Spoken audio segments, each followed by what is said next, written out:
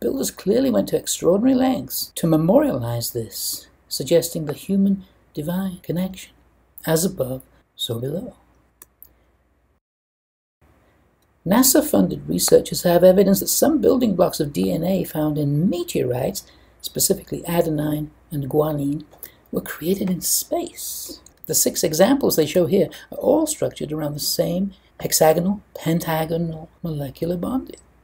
Same structure as the happy body chemicals, serotonin, melatonin, or even happier psychedelics like psilocybin, tryptamine, DMT. They've been used by shamans for thousands of years in spiritual enlightenment rituals, all based on the same 6-5 structure.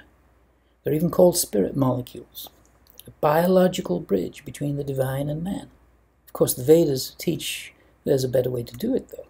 We're constantly channeling energy through the lower 5 chakras with each inhalation and exhalation. These centers are what give us our 5 senses with which we navigate daily earthly life. But when an individual becomes spiritually curious and hears that a 6th sense can be awakened, intuition, he or she may start to meditate and use a technique for consciously guiding the breath up to the 6th chakra located in the 3rd eye, which then awakens the Kundalini energy coiled at the base of the spine. And, well, yogis testify this leads to union with various levels of divine consciousness.